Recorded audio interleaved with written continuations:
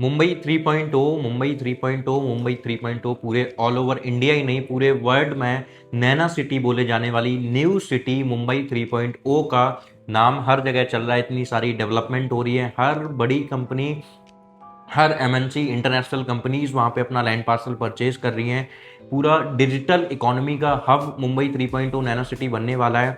वहाँ पे अगर आप भी अपने लिए ऑफिस स्पेस प्लान कर रहे हो और आपको नहीं मिल रहा था क्योंकि हीरा नंदानी ऑलरेडी सोल्ड आउट हो चुके हैं सारे ऑफिस स्पेस, बट अब वहाँ पे अगर कोई अच्छा डेवलपर है तो केवल गोदरेज है जिसकी बहुत बड़ी टाउनशिप है। तो वहाँ पे इस 100 एकड़ की पूरी टाउनशिप के अंदर में जहाँ पे film city, hospital, school, college, ATM, bank, ये सारी चीज़ें आपको उसके अंदर ही मिलने वाली हैं। तो वहाँ पे ही एक टावर ये लॉन्च करने वाले हैं आप लोगों के लिए, वो भी कमर्शियल ऑफिस स्पेस का पूरा टावर रहेगा। प्राइस आपका जो स्टार्ट हो जाएगा वो मात्र 90 लाख रुपए से स्टार्ट होगा, जिसमें 3 लाख और 6 लाख का डिस्काउंट है। 800 स्क्वायर फीट का साइज बड़े साइज में आपको मिलेगा। तो क्या मुंबई 3.0 में ऐसा हो रहा है? मुंबई के बाद नवी मुंबई क्यों बना? नवी मुंबई के बाद में मुंबई 3.0 की क्या नीड आई, जिसमें इतनी सारी डेवलपमेंट और ऑर्गेनाइज वे में इतना डेवलप किया जा रहा था? किस तरीके से इसको पूरा ऑर्गेनाइज वे में डेवलप किया जाएगा और फ्यूचर में आपको क्या प्रॉफिट होगा कि आप अगर यहाँ पे इन्वेस्टमेंट करते हो, आप चाहे 500 किलोमीटर दूर बैठे हो या 1000 किलोमीटर, या आप आउट ऑफ इंडिया रहते हो, एनआरआई हो, तो उन सब लोगों के लिए क्या यहाँ पे बेनिफिट होंगे और क्यों पूरे ऑल ओवर वर्ल्ड से लोग यहाँ पे इन्वेस्टमेंट कर रहे हैं, तो मैं वो सारी चीजें आपको इस वीडियो में ब्रीफ करूंगा। प्लीज वीडियो को स्किप मत कीजिएगा क्योंकि हर एक ऐसी एक बात इंपॉर्टेंट बात होगी, कहीं आप स्किप करो तो हो सकता है कि वही एक मेन रीजन आपके समझ में आए जिस वजह से उस प्रॉपर्टी में एप्रिसिएशन आना हो। तो प्लीज वीडियो को एंड तक जरूर देखिएगा।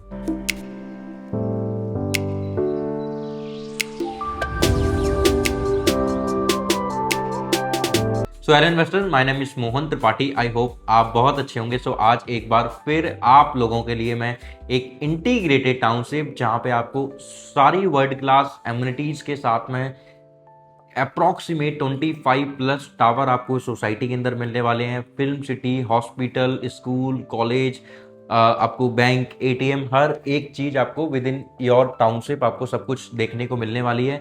इतना ज़्यादा वहाँ पे खुद का फुटफॉल होगा इंटीग्रेटेड टाउनशिप का कि बाहर वाले लोगों की ज़रूरत नहीं है। तो वहाँ पे आपको कैसे आप कमर्शियल स्पेस बाय कर सकते हो, तो वहाँ पे ग्राउंड प्लस 29 फ्लोर का एक ये ऑफिस स्पेस के लिए एक टावर लॉन्च कर रहे हैं, जिसमें पार्किंग भी आपको पर ऑफिस के साथ में एक पार्किंग अलॉट करेंगे। अब मैं सबसे पहले लोकेशन पे बात करता हूँ कि आप लोकेशन पे कैसे पहुँचोगे।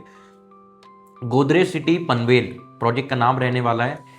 और इस प्रोजेक्ट, ये जो प्रोजेक्ट है ये new Mumbai Pune highway, old Mumbai Pune highway, दोनों ही हाईवे से कनेक्टेड है। बैंग ऑन हाईवे की ये प्रॉपर्टी आपकी पड़ती है। अब अगर आपको साउथ मुंबई से अगर आपको आना है डायरेक्ट अटल सेतु से, आप 20 मिनट में आप इस वाली लोकेशन पे आ जाते हो, नवी मुंबई एयरपोर्ट के पास में, जो कि डायरेक्ट आपका सेवरी लोकेशन से स्टार्ट होता है अटल सेतु और आपका उड़ान लोकेशन तक आता है। उड़ान से आप मोटा मोटा मान के चलोगे तो 20-25 मिनट का डिस्टेंस और आ जाता है आपका। किलोमीटर वाइज अगर आप देखोगे तो 12 से 14 किलोमीटर की डिस्टेंस पे ये प्रोजेक्ट आपका आएगा। तो मोटा मोटा 12 से 14 किलोमीटर डिस्टेंस पे अटल सेतु, उसके बाद में 20 मिनट और आप मान लो साउथ मुंबई का। तो इतनी नज़दीक साउथ मुंबई है। सेम एज इट इज थाने वाले रूट पे भी आप देखोगे जिस तरीके से डेवलपमेंट हो रही है, तो ओल्ड मुंबई पुणे हाईवे से आप डायरेक्ट थाने वाली लोकेशन से होते हुए पवई वगैरह वहां पे रीच आउट कर सकते हो 40 टू 45 मिनट्स की डिस्टेंस पे। मुंबई, सबसे पहले मुंबई से स्टार्ट करते हैं। तो 1971 में गवर्नमेंट ने डिसाइड किया कि अब नवी मुंबई को डेवलप किया जाता है। नवी मुंबई को डेवलप करने का रीज़न ये था कि पॉपुलेशन माइग्रेट हो और नवी मुंबई में रहना स्टार्ट करें, क्योंकि Mumbai is the only city जहाँ पे अगर 1 लाख लोग जाते हैं तो 90,000 पीपल जो हैं वो वहाँ पे स्टे कर जाते हैं अपने कमाने के लिए, या जिसके लिए भी केवल 10,000 लोग ऐसे होते हैं जो वहाँ पे विजिट करने या घूमने के लिए जो जाते हैं, जो कि वापस आ जाते हैं। तो इस तरीके से मुंबई में पॉपुलेशन बढ़ती चली जा रही है और कहीं ना कहीं यही रीज़न है कि मुंबई को एक्सपेंड करने का रीज़न ही यही होता है कि बहुत ज़्यादा सैचुरेट हो चुका है, पॉपुलेशन कम होने का नाम नहीं ले रही है।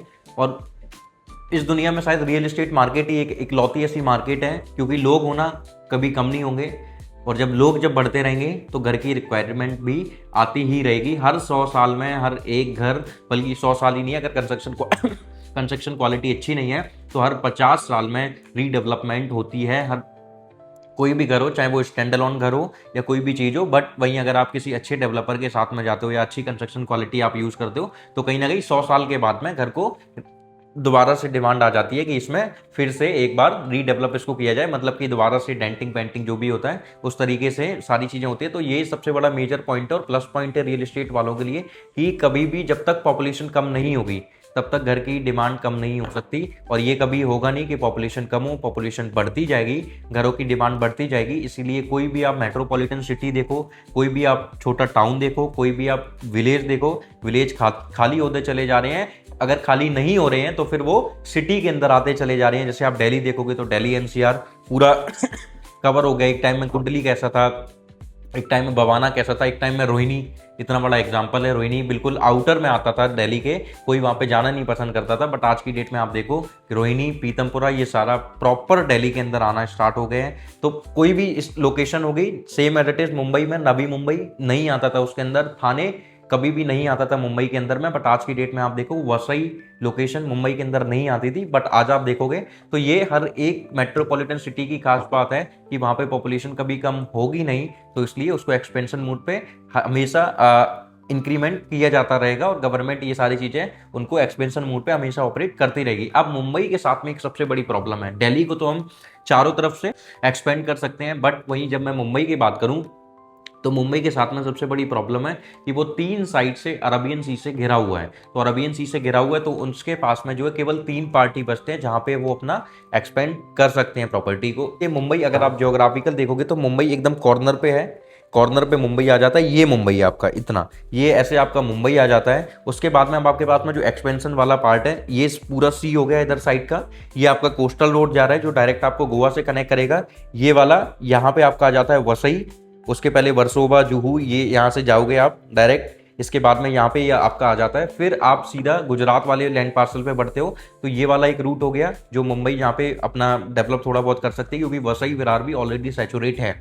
वहाँ पे प्रोजेक्ट आ रहे हैं बट उतने बड़े बड़े प्रोजेक्ट्स नहीं आ रहे हैं। जैसे आप देखोगे सनटेक रियलिटी का वहाँ पे प्रोजेक्ट है, सी फिशिंग उनके अपार्टमेंट हैं, बहुत ज़्यादा कोई डेवलपर नहीं है। एक ये वाला पार्ट हो गया गुजरात लग जाता है तो पालघर तक तो वो उसको डेवलप कर सकते हैं, क्योंकि वसई भी पालघर के अंदर ही आता है, पालघर बहुत बड़ी वहाँ की डिस्ट्रिक्ट है।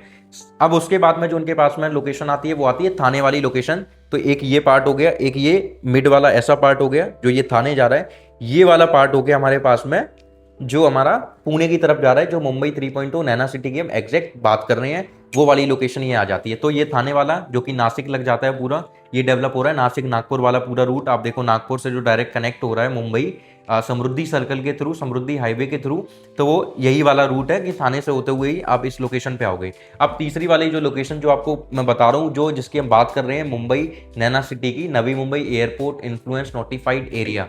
अब ये नैना सिटी जो है इसके अंदर में 5 मेजर लोकेशन है जहाँ पे government proper particular industries, IT sector, data centre और ऑटोमोबाइल कंपनीज, ये सारी चीज़ें यहाँ पे लेके आने वाली हैं। तो अब पहली लोकेशन आती है इसमें Panvel, second one is Karjat, third one is Udan, fourth is Ulwe, fifth is Pen. ये 5 मेजर लोकेशन है जहाँ पे सबसे ज़्यादा डेवलपमेंट होनी है। अब इन डेवलपमेंट के बाद में पनवेल और करजत, ये जो 2 लोकेशन है यहाँ पे सबसे बड़ा प्लस पॉइंट ये है, ये जो लोकेशन होगी यहाँ पे मोस्टली डेटा सेंटर और आईटी सेक्टर होगा।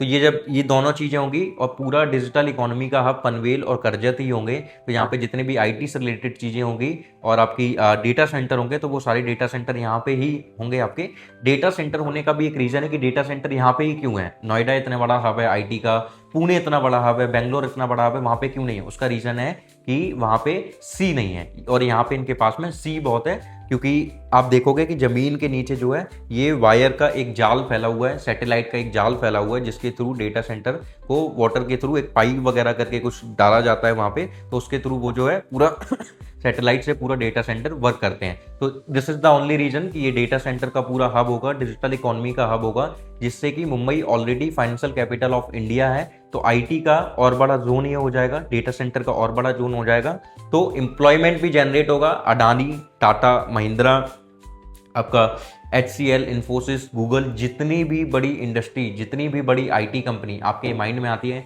हर उस कंपनी ने वहाँ पे लैंड पार्सल परचेज कर लिया है, अपनी कंपनीज लाना वो धीरे धीरे करके स्टार्ट कर चुके हैं। और ये सारी चीज़ें इन्वेस्टर समिट में पहले ही सब कुछ डिसाइड हो जाता है। इन्वेस्टर समिट गवर्नमेंट करती है, उसमें बड़े बड़े इन्वेस्टर को बुलाती है, इंडस्ट्रियलिस्ट को बुलाती है, बिजनेसमैन को बुलाती है, वो उन लोकेशन पे बाय करते हैं। इंडस्ट्रिस्ट अपनी इंडस्ट्रीज लेके आते हैं, कोई आईटी है तो आईटी सेक्टर आईटी का अपना पूरा लेके आता है। तो सब कुछ ये सारी चीज़ें इन्वेस्टर समिट में हो जाती हैं, उसके बाद में सब कुछ डेवलप होना स्टार्ट होता है। अब वहाँ पे अटल सेतु बनाने का भी रीज़न यही था लोगों को लगा कि साउथ मुंबई से अब डायरेक्ट हम मुंबई को क्रॉस कर सकते हैं, बट एक्चुअली में रीजन ये था अटल सेतु बनाने का, मुंबई को मुंबई 3.0 नैना सिटी से कनेक्ट करना। उसका रीजन है कि जब ये कनेक्ट हो जाएंगे तो जो लोग नैना सिटी में वर्किंग कर रहे होंगे वो साउथ मुंबई आराम से जा सकते हैं, साउथ मुंबई वाले आसानी से यहाँ आ सकते हैं। अब नैना सिटी का एक और सबसे बड़ा प्लस पॉइंट कि ये ऑर्गेनाइज वे में डेवलप तो हो ही रहा है। यहाँ पे एक और सबसे अच्छी प्लस पॉइंट ये कि हम कभी भी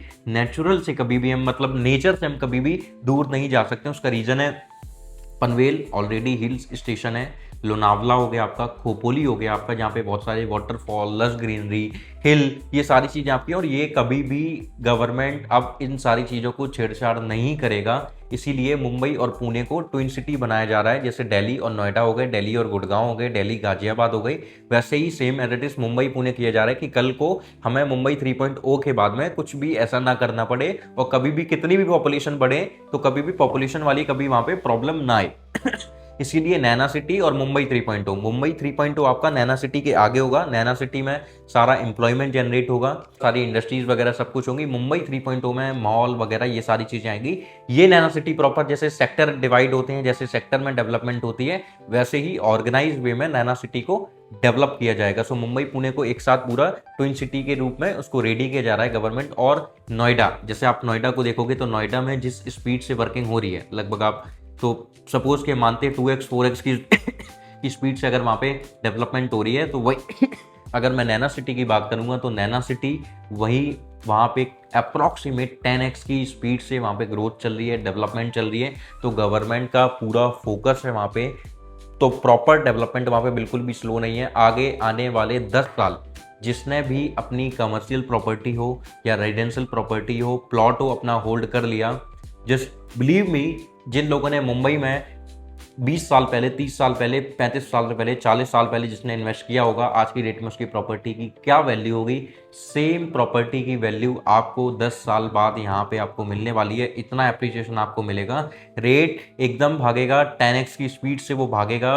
आपको बस केवल पेशेंस रखना है, पेशेंस के साथ में अपनी प्रॉपर्टी को होल्ड करके चलना है। और कमर्शियल की रिक्वायरमेंट इसलिए वहाँ पे आएगी क्योंकि उसका रीजन ये है कि इतना बड़ा जोन, जब वो पूरा नैना सिटी जोन इतना बड़ा क्रिएट होगा, कहीं ना कहीं इतने बड़े डेवलपर, हीरानंदानी हो गया, गोदरेज हो गया, जब इतने बड़े डेवलपर अगर ऑफिस स्पेस लेके आ रहे हैं, मतलब कि फ्यूचर में डिमांड होगी, क्योंकि वो भी कई हजार करोड़ इन्वेस्टमेंट करके कस्टमर का पैसा वहाँ पे लगवा रहे हैं, तो कहीं ना कहीं उनको भी प्रॉफिट देखते हैं। बट उस अपने प्रॉफिट से ज़्यादा वो कस्टमर का प्रॉफिट ज़्यादा देखते हैं कि कस्टमर को लॉस नहीं होना चाहिए, क्योंकि कल को अगर उसको दोबारा प्रॉपर्टी लेनी है तो अगर उसको लॉस हो गया तो वो वापस मेरे पास में प्रॉपर्टी बाय करने नहीं आएगा। तो इसलिए डेवलपर भी बहुत ज़्यादा सोच समझ के, रिसर्च करके उस लोकेशन में अपनी कोई भी चीज़ लेके आते हैं, चाहे रेजिडेंशियल हो, चाहे कमर्शियल हो, और चाहे इंडस्ट्रियल हो, सब कुछ वो बहुत रिसर्च करने के बाद में लेके आते हैं।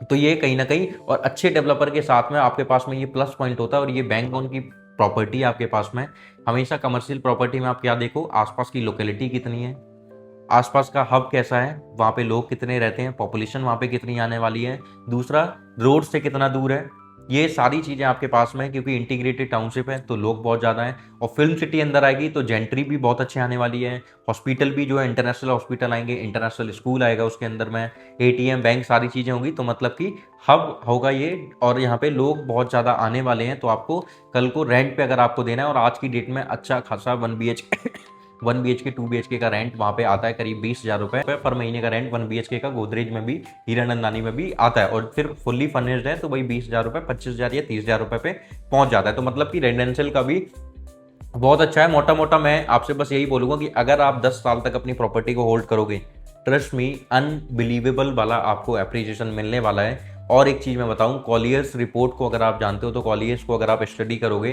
तो मुंबई 3.0 नैना सिटी नंबर 1 पे आती है, जो आगे आने वाले टाइम पीरियड में आपको 10x की स्पीड से आपको ग्रोथ देने वाली है, और वो इतना पोटेंशियल ग्रोथ रखता है क्योंकि वहाँ पे डेवलपमेंट इतनी ज़्यादा गवर्नमेंट कर रही है।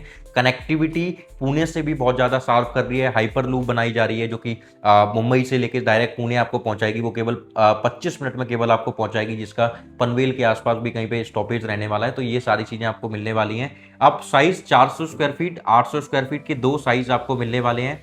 पर फ्लोर पे 12 ऑफिस मिलेंगे, 7 लिफ्ट इसमें रखने वाली हैं आपके लिए। और आपको इसमें मैं बता देता हूँ, पार्किंग भी आपको एक यूनिट के साथ में, हर यूनिट के साथ में आपको पार्किंग अलॉट होगी। रेस्टोरेंट वगैरह, कैफेटेरिया, ये सारी चीज़ें आपको नीचे वाले फ्लोर्स पे आपको देखने को मिलने वाली हैं। बाकी इतना ब्यूटीफुल व्यू होगा वहाँ पे, ग्राउंड +29 की हाइट है, गोल्फ कोर्स भी है, फिल्म सिटी भी आएगी, तो बहुत अच्छी जेंट्री भी आसपास में रहने वाली है।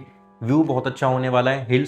हिल ऑलरेडी वहाँ पे देखते हैं, तो आपका नेचर के बीचों बीच आपका ऑफिस स्पेस रहने वाला है। दूसरा, कमर्शियल और लोगों के बीच में आपका ऑफिस स्पेस रहने वाला है, जहाँ पे आईटी सेक्टर और डेटा सेंटर आते हैं, तो जेंट्री भी बहुत अच्छी आ जाती है, क्लास बहुत अच्छा आ जाता है, व्हाइट कॉलर वाले लोग बहुत अच्छे आ जाते हैं। तो कहीं ना कहीं वो सारी चीज़ें मैटर करती हैं कि आपके ऑफिस को रेंट आप किसको दोगे। तो वो जो रेंट पे आप जो दोगे, तो वो एक अच्छी जेंट्री को दे रहे होगे आप, जिसका अच्छा ऑफिस होगा, जो व्हाइट कॉलर वाले लोग होंगे। तो ये सारे कुछ बेनिफिट होते हैं। प्राइस अभी जो है 400 स्क्वायर फीट का जो प्राइस है आपका, वो 90 लाख का है, जिसमें 3 लाख रुपए का भी आपको ये डिस्काउंट दे रहे हैं। 87 लाख रुपए की प्राइसिंग आ जाती है डिस्काउंट के बाद में। दूसरा 800 स्क्वायर फीट का है, जिसकी प्राइसिंग 1,80,00,000 रुपए है, जिसमें आपको 6 लाख का डिस्काउंट मिलता है। उसमें 1,74,00,000 की आपकी जो है आपकी प्रॉपर्टी का प्राइस पहुंचता है। अब इसमें आपकी जो ईओआई है, वो ईओआई आपकी मात्र 45,000 रुपए की ईओआई है।